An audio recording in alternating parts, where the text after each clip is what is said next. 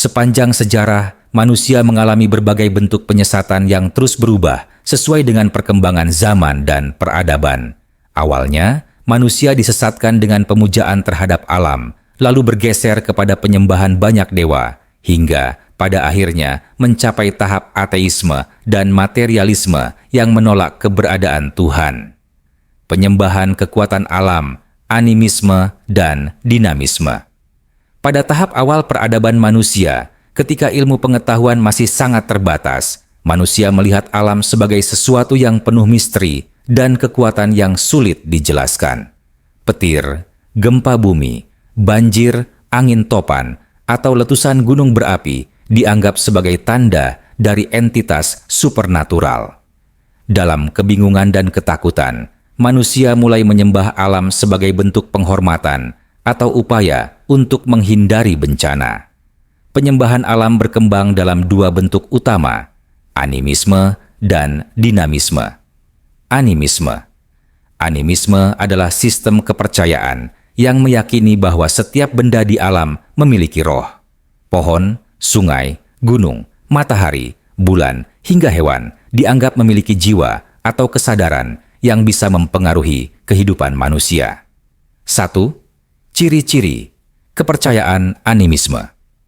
Setiap elemen alam dianggap memiliki roh penjaga yang bisa marah atau senang.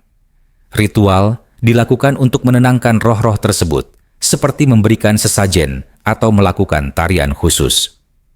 Pemuka spiritual, dukun, syaman, atau pemimpin suku dipercaya sebagai perantara yang dapat berkomunikasi dengan roh-roh tersebut.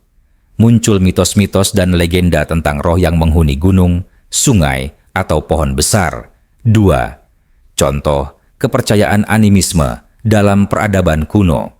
Masyarakat pribumi Amerika and Aborigin menganggap roh nenek moyang tinggal di dalam alam dan harus dihormati melalui ritual.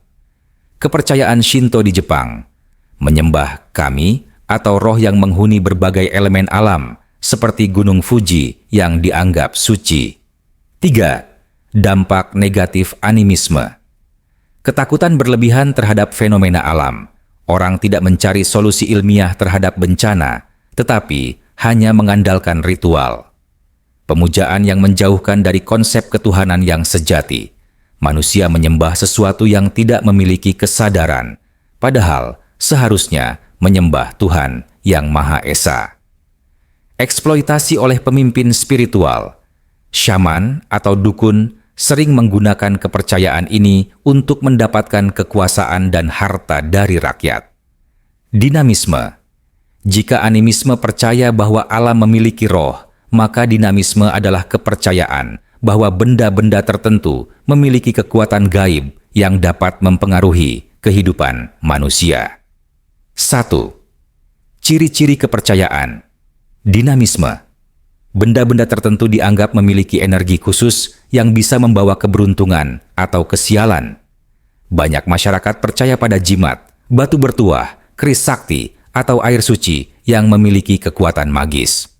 Upacara khusus dilakukan untuk mengisi atau meningkatkan kekuatan benda tersebut. 2. Contoh, kepercayaan dinamisme di berbagai budaya. Totem dalam budaya suku asli Amerika dan Afrika dipercaya memiliki kekuatan untuk melindungi kelompok atau suku tertentu. Jimat dalam budaya Timur Tengah dan Asia, seperti Hajar Aswad di Arab pra-Islam yang dulu disembah, atau penggunaan raja, tulisan gaib dalam budaya Nusantara. Feng Shui dalam budaya Tionghoa, percaya bahwa benda-benda tertentu, seperti air mancur, patung naga, atau cermin, dapat membawa energi positif atau negatif. 3. Dampak negatif. Dinamisme meningkatkan ketergantungan manusia pada benda mati. Orang lebih percaya pada jimat daripada usaha dan doa kepada Tuhan. Munculnya praktik perdukunan dan penipuan. Banyak orang yang dimanipulasi oleh dukun atau orang pintar yang mengklaim dapat mengisi kekuatan benda-benda tertentu. Membentuk pola pikir mistik yang menghambat kemajuan peradaban. Ketika manusia lebih percaya pada sihir dan benda magis, mereka cenderung tidak mencari solusi rasional untuk masalahnya. Penyembahan alam sebagai bentuk penyesatan kepercayaan animisme dan dinamisme berkembang karena manusia awal tidak memahami hukum alam secara ilmiah. Sebaliknya, mereka mencari makna spiritual dalam fenomena yang tidak bisa dijelaskan. Namun, ini menjadi bentuk penyesatan karena 1. Mengalihkan penyembahan dari Tuhan yang esa ke makhluk atau benda mati penyembahan kepada roh atau benda mati bertentangan dengan konsep ketuhanan sejati. Manusia akhirnya takut kepada kekuatan alam, bukan kepada Tuhan yang menciptakan alam. 2. Memicu praktik syirik dan penyembahan berhala. Ketika manusia mulai menyembah benda atau roh alam, mereka menciptakan berhala atau simbol yang dianggap memiliki kekuatan khusus. Ini membuka jalan bagi politeisme dan praktik penyembahan dewa-dewa yang lebih kompleks. 3. Menghambat kemajuan pemikiran rasional dan ilmiah. Jika manusia terus percaya bahwa semua peristiwa adalah akibat dari roh atau benda magis, mereka tidak akan mengembangkan ilmu pengetahuan. Masyarakat yang masih terjebak dalam animisme dan dinamisme cenderung sulit berkembang dibandingkan dengan yang sudah mulai berpikir ilmiah. Bagaimana animisme dan dinamisme bertahan hingga zaman modern? Meskipun dunia telah berkembang pesat dengan ilmu pengetahuan dan teknologi, kepercayaan animisme dan dinamisme masih bertahan dalam berbagai bentuk. 1. Pemujaan terhadap alam dalam gerakan New Age. Beberapa kelompok modern mengadopsi kembali kepercayaan animisme, seperti gerakan gaya hipotesis yang menganggap bumi sebagai makhluk hidup yang harus dipuja. 2. Kepercayaan terhadap jimat dan benda bertuah. Hingga saat ini, banyak orang masih percaya pada jimat keberuntungan, batu akik, cincin bertuah, atau benda-benda yang dianggap memiliki energi spiritual. 3. Dukun, paranormal, dan peramal masih laku di era digital. Meskipun sudah ada teknologi canggih, banyak orang masih mencari orang pintar untuk meminta ramalan nasib, pelet, atau perlindungan gaib. Penyembahan kekuatan alam dalam bentuk animisme dan dinamisme adalah tahap awal dari penyesatan manusia yang kemudian berkembang menjadi politeisme, penyembahan manusia, hingga ateisme. Meskipun tampak kuno, bentuk-bentuk animisme dan dinamisme masih bertahan hingga zaman modern dalam berbagai wujud, dari pemujaan terhadap alam hingga kepercayaan pada jimat dan benda magis. Penyesatan ini berhasil bertahan karena ketidaktahuan manusia terhadap hukum alam dan sains, rasa takut, dan ketidakmampuan menghadapi fenomena alam. Manipulasi oleh pihak-pihak yang ingin mendapatkan keuntungan dari kepercayaan ini.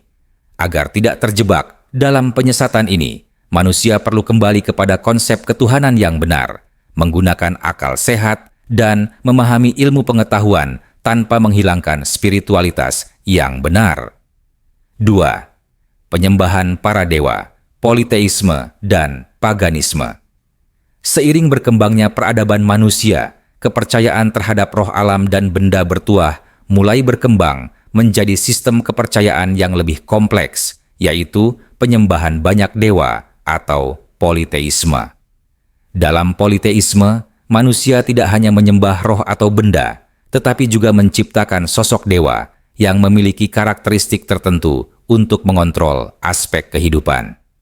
Politeisme dan paganisme menjadi landasan bagi banyak peradaban besar, seperti Mesir, Mesopotamia, Yunani, Romawi, dan Hindu-Buddha. Kepercayaan ini terus berkembang dan berubah bentuk hingga era modern. Bahkan, beberapa elemen politeisme masih bertahan hingga kini.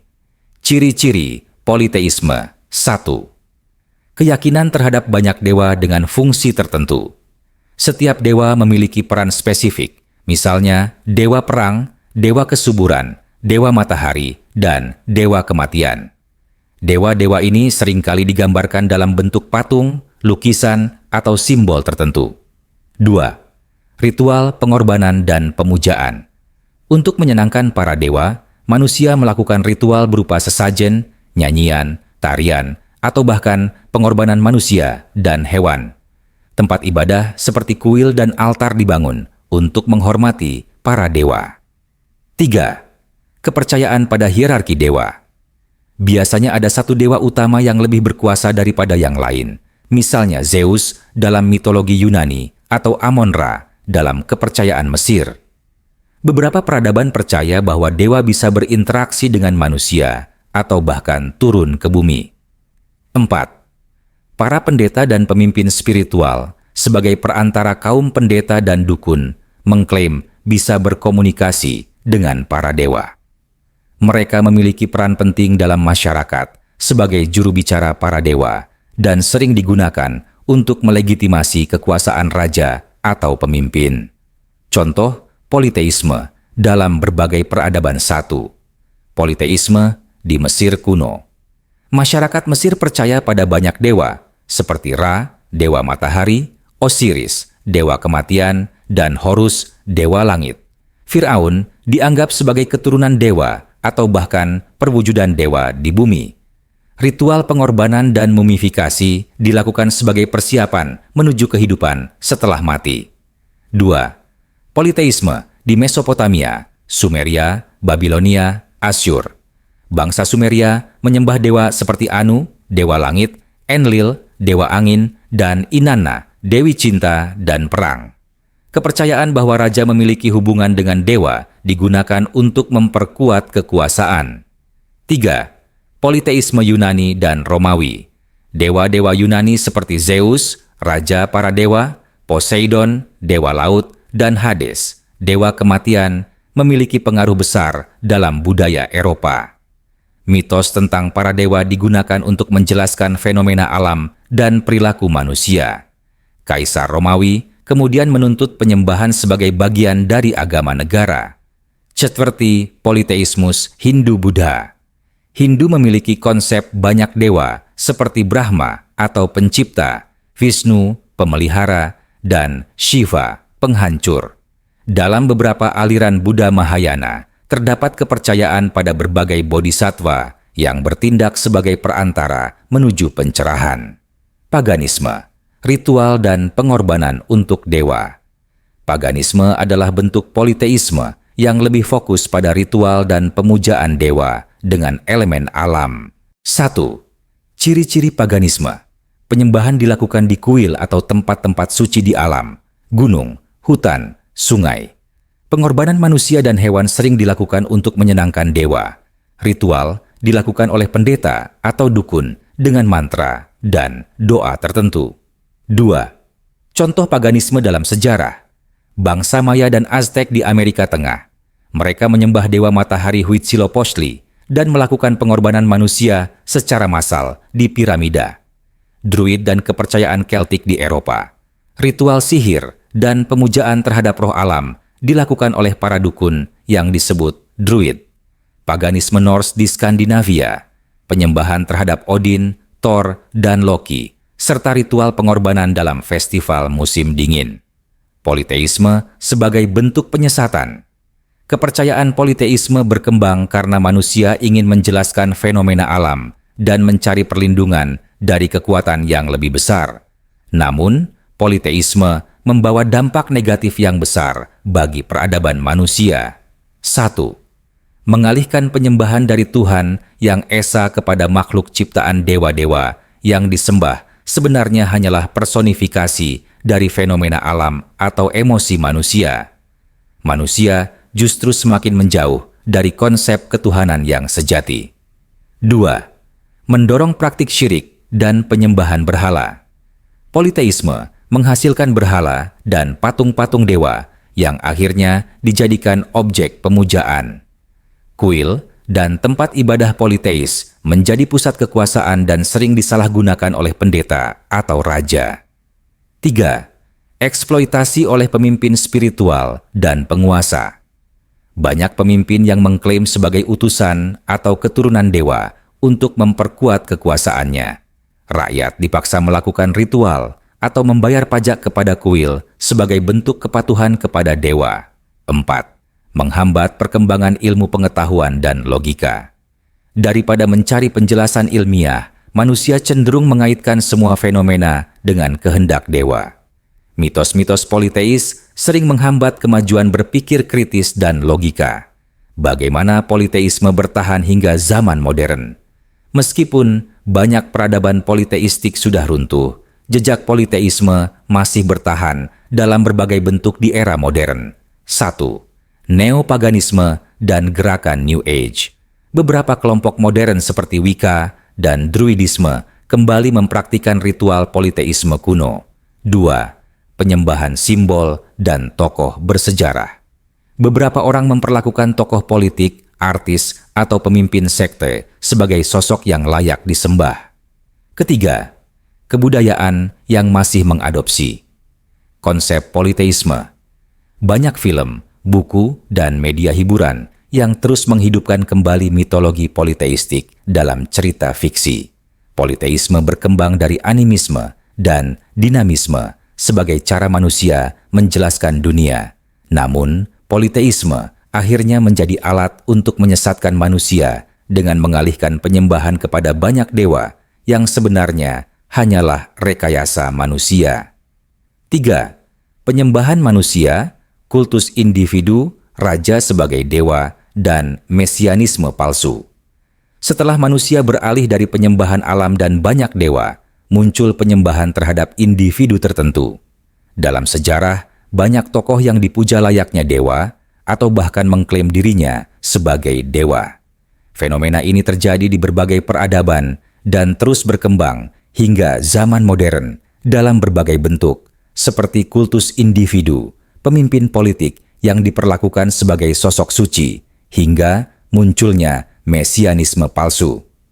Fenomena penyembahan manusia ini menjadi salah satu bentuk penyesatan yang lebih berbahaya karena berujung pada kediktatoran, fanatisme buta, dan manipulasi masyarakat. A. Ciri-ciri penyembahan manusia. 1. Pemimpin dianggap memiliki sifat ilahi atau utusan Tuhan. Mereka diklaim sebagai dewa, anak dewa, atau memiliki hubungan khusus dengan dunia supranatural. 2. Pemimpin memiliki kuasa absolut dan tidak bisa dikritik, rakyat harus patuh tanpa pertanyaan, dan setiap kritik dianggap sebagai penghinaan terhadap sosok yang disembah. 3. Ritual dan perayaan khusus untuk pemimpin. Ulang tahun pemimpin, festival, atau perayaan tertentu dibuat sebagai bentuk penghormatan dan pemujaan. 4. Patung, gambar, dan simbol pemimpin dipajang di seluruh negeri. Tujuannya adalah menciptakan kesan bahwa pemimpin adalah sosok luar biasa yang harus dihormati setiap saat. B. Contoh, penyembahan manusia dalam sejarah 1. Raja sebagai dewa dalam peradaban kuno Mesir kuno. Firaun dianggap sebagai perwujudan dewa di bumi, seringkali dikaitkan dengan dewa Ra atau Horus. Rakyat harus menyembah Firaun, dan piramida besar dibangun sebagai tempat pemujaan bagi mereka. Jepang kuno. Kaisar Jepang dianggap sebagai keturunan langsung dari Amaterasu, Dewi Matahari. Kepercayaan ini bertahan hingga Perang Dunia Kedua, ketika Kaisar Hirohito akhirnya menyangkal status ilahinya. Kekaisaran Romawi. Kaisar Romawi seperti Julius Caesar dan Augustus dipuja sebagai dewa setelah kematian mereka. Kaisar Nero bahkan menganggap dirinya sebagai dewa hidup dan memerintahkan penyembahan terhadap dirinya. 2. Kultus individu di era modern. Selain penyembahan terhadap raja dan kaisar, kultus individu juga muncul dalam bentuk pemimpin politik yang dipuja seperti dewa. Uni Soviet, Joseph Stalin. Stalin menciptakan kultus individu yang sangat kuat. Patung dan potretnya tersebar di seluruh negeri, dan setiap kritik terhadapnya dianggap sebagai penghinaan terhadap negara.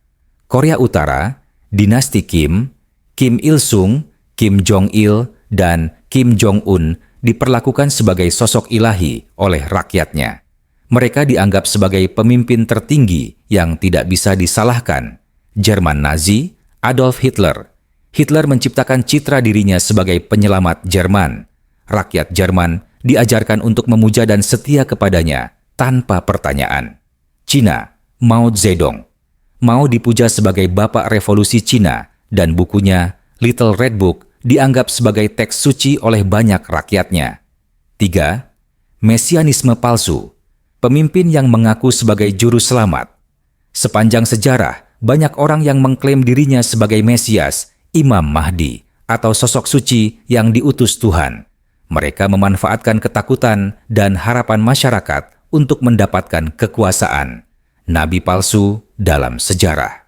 Banyak individu mengaku sebagai nabi baru dan meminta pengikutnya untuk meninggalkan ajaran yang benar. Pemimpin sekte berbahaya, Jim Jones, sekte People's Temple, 1978, mengklaim dirinya sebagai Mesias dan memimpin 900 pengikutnya untuk melakukan bunuh diri massal. David Koresh, sekte Waco, 1993, mengaku sebagai juru selamat dan menyebabkan bentrokan berdarah dengan pemerintah Awa-Asabit. Gerakan keagamaan baru. Beberapa kelompok modern menciptakan imam atau Mesias yang dianggap sebagai penyelamat dunia. C. Penyembahan manusia sebagai bentuk penyesatan. Fenomena penyembahan manusia merupakan bentuk penyesatan yang berbahaya karena 1. Menggantikan peran Tuhan dengan manusia. Ketika manusia mulai menyembah pemimpin atau tokoh tertentu, mereka melupakan Tuhan yang sebenarnya. 2. Menciptakan kediktatoran dan penghambaan rakyat dipaksa tunduk tanpa pertanyaan dan kebebasan berpikir dihilangkan. 3. Memicu perang dan konflik. Banyak perang dan konflik terjadi akibat pemimpin yang dianggap sebagai sosok ilahi dan tidak bisa dikalahkan. 4. Eksploitasi dan manipulasi masyarakat. Pemimpin sekte atau politik seringkali memanfaatkan pengikutnya untuk kepentingan pribadi, bahkan hingga menyebabkan kehancuran sosial. D. Bagaimana penyembahan manusia bertahan hingga zaman modern? 1. Kultus terhadap tokoh politik dan selebriti. Banyak masyarakat yang terlalu memuja tokoh politik atau selebriti hingga kehilangan rasionalitas. 2. Gerakan spiritual yang mengklaim adanya juru selamat. Baru, beberapa kelompok mengklaim memiliki pemimpin spiritual yang merupakan utusan Tuhan. 3. Penggunaan media dan propaganda untuk membentuk kultus. Individu media dan teknologi modern digunakan untuk membangun citra pemimpin sebagai sosok yang tidak bisa salah.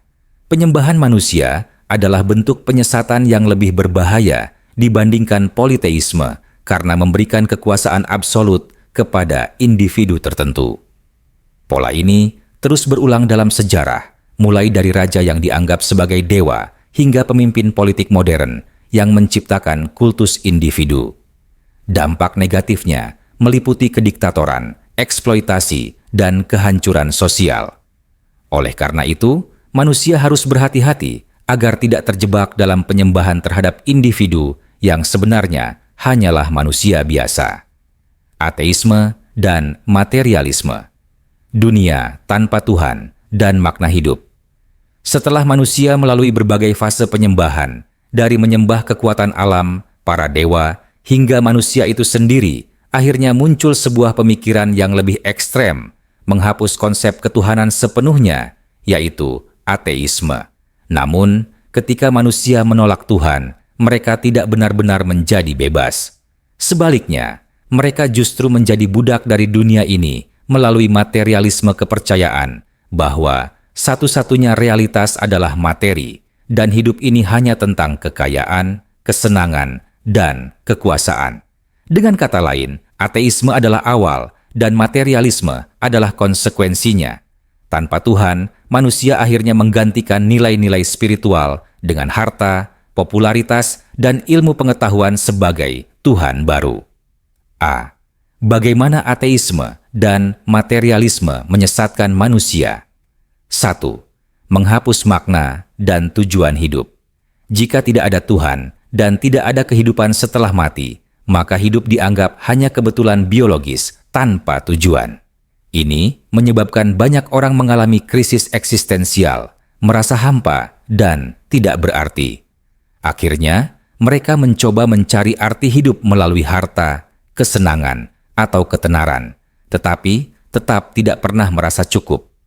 Friedrich Nietzsche, seorang filsuf Jerman, adalah salah satu tokoh utama yang menolak keberadaan Tuhan dan menyatakan bahwa Tuhan telah mati. Menurut Nietzsche, moralitas yang berbasis agama adalah kelemahan dan manusia harus menciptakan moralitasnya sendiri. Pemikirannya menginspirasi banyak ideologi totalitarian di abad ke-20, termasuk Nazisme dan fasisme. Tanpa Tuhan, manusia akhirnya tidak memiliki tujuan hidup yang jelas, hanya mengejar kekuatan dan kesuksesan duniawi. 2. Menjadikan sains sebagai Tuhan baru. Banyak ateis percaya bahwa sains adalah satu-satunya sumber kebenaran, dan segala sesuatu yang tidak bisa dibuktikan dengan eksperimen dianggap tidak ada. Namun, sains hanya bisa menjelaskan bagaimana, tetapi tidak bisa menjelaskan mengapa. Sains bisa menjelaskan bagaimana manusia berkembang, tetapi tidak bisa menjelaskan tujuan keberadaan manusia. Karl Marx, 1818–1883, pencipta komunisme dan sosialisme ilmiah, percaya bahwa agama adalah candu masyarakat dan bahwa sains dan materialisme harus menggantikannya. Marx menolak ide bahwa manusia memiliki jiwa atau tujuan spiritual. Baginya, hanya faktor ekonomi yang menentukan kehidupan manusia. Pemikirannya menginspirasi Uni Soviet, Tiongkok Komunis, dan berbagai rezim totalitarian lainnya yang mencoba menghapus agama dari masyarakat mereka. 3. Mendorong gaya hidup hedonisme dan konsumerisme. Jika tidak ada kehidupan setelah mati, maka manusia akan berpikir, kenapa harus menahan diri? Lebih baik menikmati hidup sepenuhnya.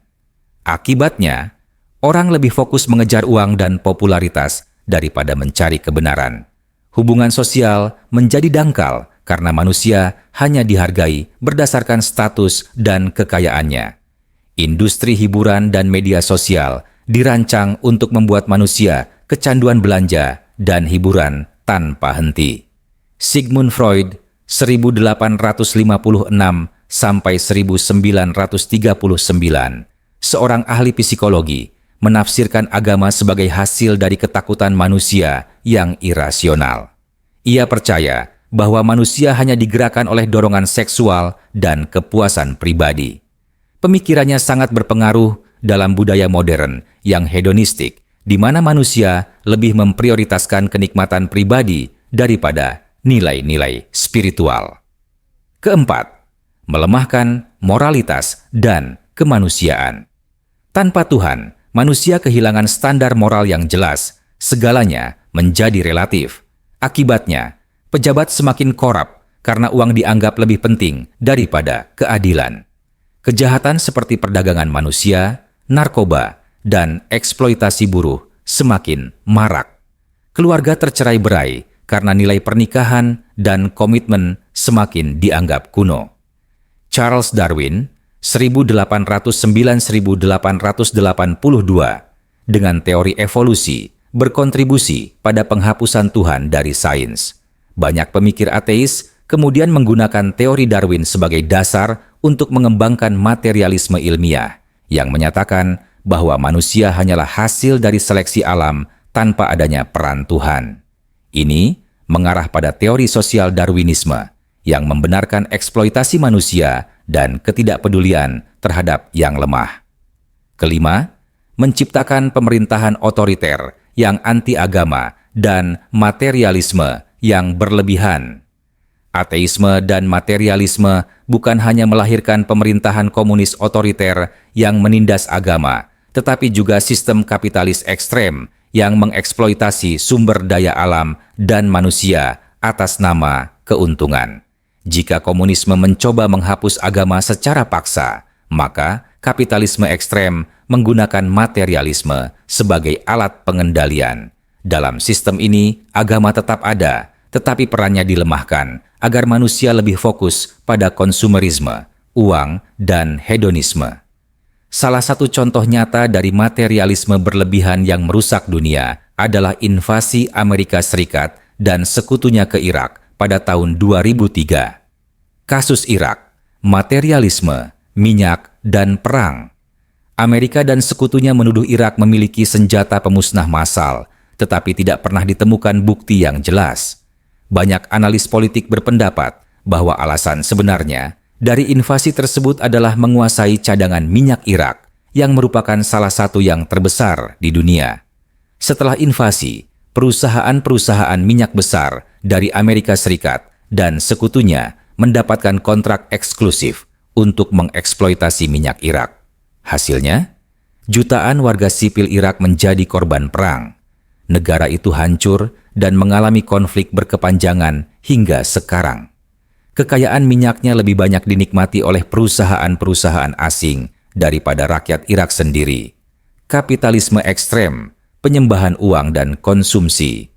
Selain perang, negara-negara barat yang mengusung kapitalisme ekstrem juga menyebarkan budaya materialisme ke seluruh dunia. Masyarakat didorong untuk mengukur kesuksesan berdasarkan kekayaan dan gaya hidup mewah. Agama dan nilai-nilai moral digeser menjadi sekadar bagian dari budaya, bukan sebagai panduan hidup utama. Media dan hiburan dijadikan alat untuk menciptakan masyarakat yang konsumtif, selalu ingin membeli barang baru, hidup hedonistik, dan mengabaikan nilai-nilai spiritual.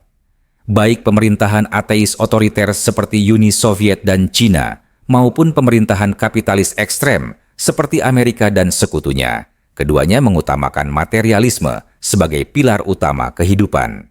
1. Di negara-negara komunis, agama dihapus secara paksa agar manusia hanya tunduk kepada negara. 2. Di negara-negara kapitalis ekstrim, agama dibiarkan ada tetapi dilemahkan, agar manusia lebih tunduk kepada sistem ekonomi yang berbasis konsumsi dan keuntungan. B. Akibat akhir, kehancuran peradaban manusia. Ateisme dan materialisme telah menciptakan dunia yang penuh kekosongan, keserakahan, dan penderitaan. Kita bisa melihat buktinya di sekitar kita. 1. Depresi dan bunuh diri meningkat. Banyak orang merasa hidup tidak memiliki arti, karena mereka hanya mengejar harta dan kesenangan yang tidak pernah cukup. Kedua, krisis keluarga dan sosial. Nilai pernikahan dan kebersamaan semakin terkikis oleh individualisme dan materialisme. 3. Eksploitasi lingkungan yang parah. Manusia terus mengeksploitasi alam demi keuntungan ekonomi tanpa peduli dampaknya. 4. Ketidakpedulian terhadap sesama. Hubungan sosial menjadi semakin dangkal karena manusia lebih fokus pada kesuksesan pribadi. Dunia tanpa Tuhan, dunia yang kosong. Jika kita merujuk kembali pada perjalanan sejarah manusia, kita dapat melihat bagaimana kepercayaan terhadap Tuhan dan agama telah memberikan manusia arah hidup, moralitas, dan makna yang lebih dalam.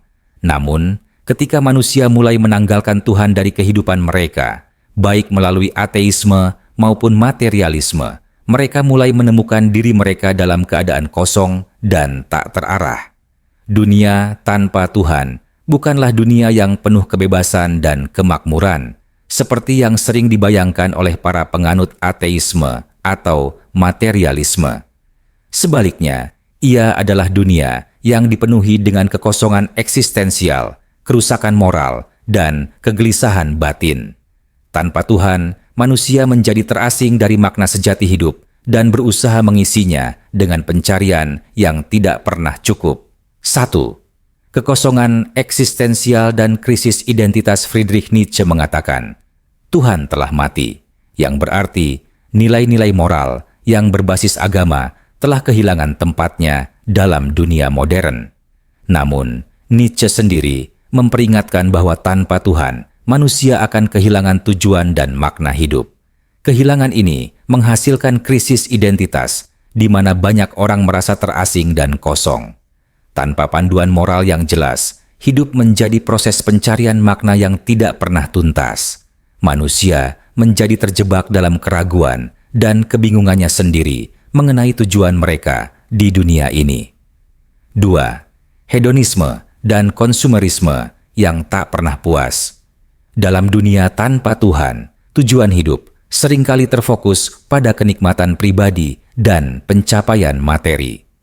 Sigmund Freud, salah satu tokoh utama dalam pemikiran ateistik menyatakan bahwa manusia pada dasarnya dipengaruhi oleh dorongan naluriah untuk mencari kepuasan.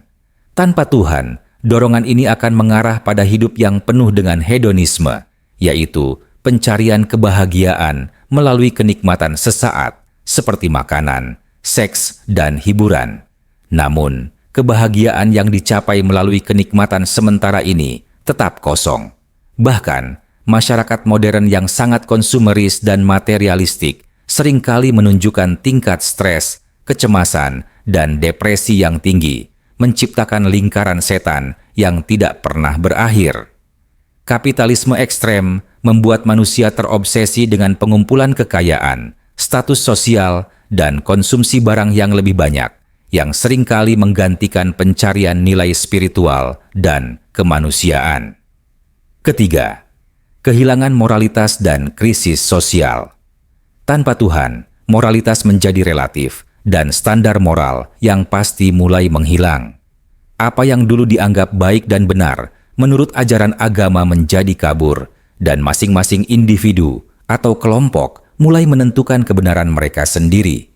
Hal ini menyebabkan kerusakan pada struktur sosial karena orang tidak lagi merasa terikat pada prinsip-prinsip universal tentang kebaikan dan keadilan. Korupsi dan ketidakadilan menjadi lebih sering terjadi karena tidak ada lagi rasa takut akan hukuman dari Tuhan atau keyakinan pada karma. Kepercayaan bahwa semua orang bisa menentukan apa yang benar bagi dirinya sendiri memperburuk ketegangan dalam masyarakat dan seringkali menciptakan perpecahan. Penyimpangan moral seperti kejahatan, penyalahgunaan narkoba, dan kejahatan seksual meningkat karena semakin banyak orang yang merasa bahwa moralitas adalah pilihan individu yang bebas dari kontrol ilahi atau norma universal. Keempat, pengasingan dari alam dan kehidupan yang lebih tinggi dunia yang semakin sekuler mengarah pada pengasingan manusia dari alam spiritual dan alam semesta. Manusia semakin terjebak dalam rutinitas kehidupan yang materialistis, pekerjaan, uang, konsumsi, tanpa memperhatikan dimensi batin, spiritualitas, dan hubungan dengan yang lebih tinggi. Dalam dunia yang serba instan dan berorientasi pada kesuksesan duniawi, hubungan manusia dengan alam dan makna kehidupan mulai kehilangan tempat. Pencarian akan kebenaran yang lebih tinggi, seperti Tuhan, moralitas universal, dan tujuan hidup yang lebih besar, menjadi semakin terpinggirkan oleh keinginan untuk menjadi lebih kaya, lebih populer, dan lebih berkuasa. Kelima, ketidakbahagiaan yang menghantui.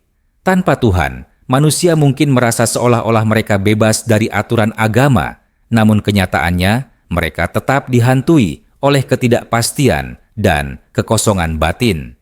Tidak ada tempat untuk menemukan kedamaian sejati, karena hidup hanya dipandang sebagai serangkaian kejadian acak tanpa tujuan akhir yang jelas.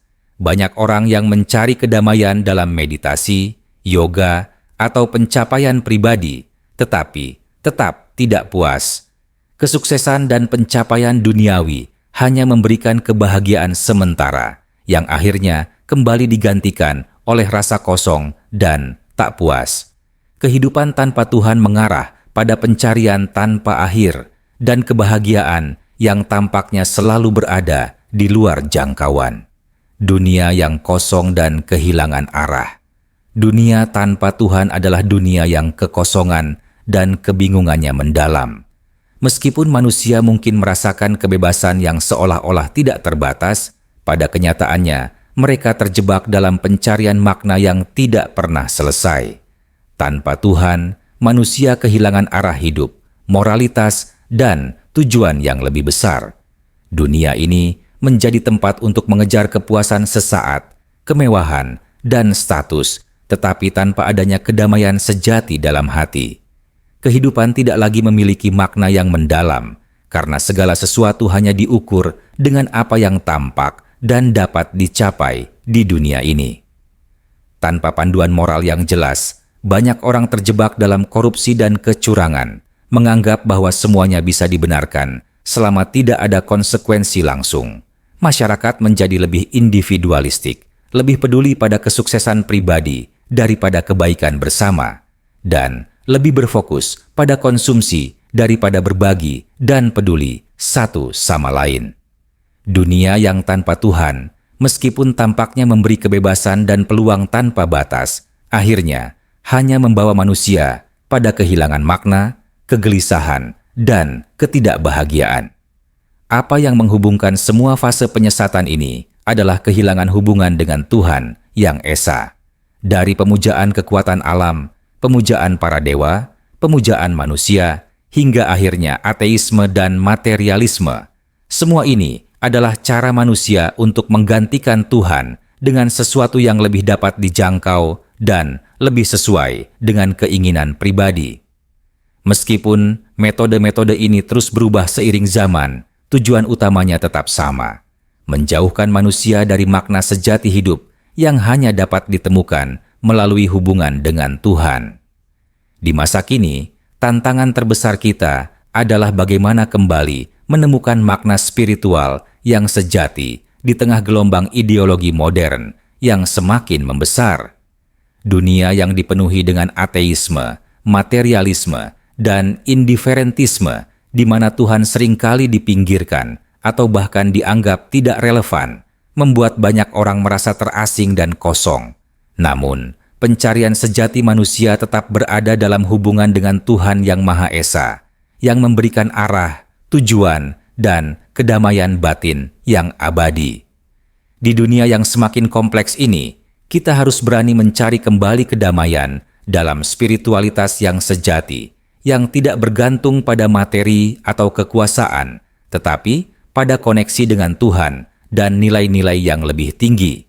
Dunia tanpa Tuhan memang tampak penuh kebebasan, tetapi pada kenyataannya ia adalah dunia yang kosong, penuh dengan keraguan dan ketidakbahagiaan. Kini, lebih dari sebelumnya, kita dihadapkan pada pilihan. Apakah kita akan terus terjerumus dalam pencarian yang kosong, ataukah kita akan kembali menemukan makna sejati dalam Tuhan yang Esa?